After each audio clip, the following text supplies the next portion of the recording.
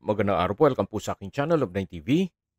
Patalasasan po, meron po ba kayong mga properties na napapabayaan or non-performing assets?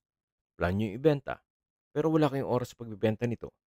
Kung ito'y pagkakatiwala nyo po sa amin, tawag lang po kayo sa aking numero, usap po tayo, gawan ko po ng video for free. Yes, libre po, wala po kayong babayaran. Tutulungan po namin kayong mabenta ang inyong property. Kami na po bala sa marketing, sa boosting or paid ads, even sa tripping, hindi na po kayo mapapagod sa pag-entertain ng mga buyers. Kami na po bala sa lahat. Tawag lang po kayo. Nandito po tayo ngayon sa Silang Cavite kung saan meron po tayong bagong video presentation. Isang residential farm property na may lot area na 1,450 square meters. Ito po'y titulado, buhay po ang may-ari kaya wala po kayong maging problema sa documentation o sa transfer ng title. Updated din po ang amilyar nito mula po sa main barangay road. Ito po'y inner lot. Kaya kung hanap nyo po'y isang tahimik na lugar o property, ito na po yung hinahanap nyo. Mula po dito sa kinatatayuan ko hanggang dun po sa dulo. Ito pong malinis na area, yan po ang mismong property na binebenta. May access na rin po dito ng tubig, kuryente at internet provider. Napaganda po nito para sa inyong retirement, gawa ng sakto lang po ang sukat ng lupa. Less maintenance po pag mga ganitong sukat ng lupa. Pero kung malaki naman ang inyong pondo o budget, maganda rin po ang ekta-ektarya, especially kung magla-land banking kayo. Mas malaki po ang kikitain ng pera nyo compare na natutulog ito sa bangko. Yan po, tunghayin nyo po itong napagandang property kung saan patag na patag po. Kaya usable po lahat, wala pong masasayang. Hanggang dito po ang property line, dito sa malinis na area. Napakatahimik po ng lugar, sariwa ang hangin, at malamig po ang klima. Ito po yung nasa mataas na lugar. Ang estimated elevation above sea level ay 1,355 feet. Karamihan po sa mga negosyo dito sa paligid nitong lupang binebenta o karatig lugar ay staycation business o private resort na kung saan pinapasok nila sa Airbnb. Kaya maganda rin po itong gawan ninyo ng resort kung wala pa naman kayong planong mag-retire o di kaya gusto nyo ng investment. Ang kagandahan po kasi sa Airbnb ay kontrolado nyo ang booking. So, mamamonitor nyo siya.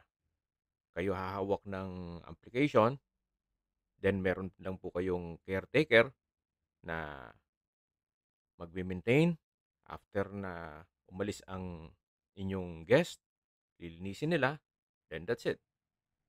Kikita na kayo. Then mag-aantay ulit kayo ng booking.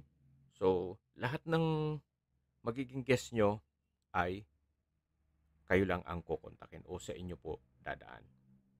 So, maganda rin po itong gawa ng coffee shop kasi may mga coffee shop din po sa paligid na kung saan kahit looban po ay dinadayo. May mga customer po kasi ng coffee shop, gusto nila yung tahimik, yung maganda ang ambience, at syempre, malamig ang klima. So, kailangan nila ng peace of mind. So, pinupuntahan po nila yung mga coffee shop o cafe na pwede silang mag-relax. So, yan po, tunghayan nyo po itong napagandang property kung saan ito po'y titulado at buhay po ang may-ari. Sa distance, location at travel time portion na po tayo. Mula po sa Tagaytay Santa Rosa Road o sa main highway, ang distance is 5.5 kilometers at ang travel time is 13 minutes.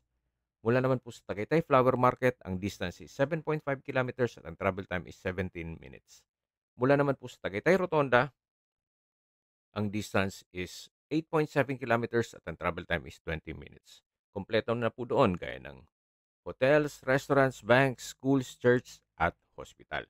Yan po yung lagi kong binabagit sa inyo na dapat nyo i-consider sa paghanap ng property, yung meron pong malapit na hospital. Hindi ko naman po sinasabing sakitin kayo. Yan naman po for emergency purpose lang naman. At mula naman po sa Calac Silang Interchange, ang distance is 8.2 kilometers at ang travel time is 20 minutes. Ang Calax po ay connecting South Luzon Expressway, Skyway, all the way to North Luzon Expressway at ibang parte ng Metro Manila. Kaya mapapabilis na po ang biyahe nyo mula Manila papunta dito sa property. Mula naman po sa Manila o sa airport, ang distance is 52.9 kilometers at ang travel time is 1 hour and 29 minutes. Okay, sa presyo na po tayo.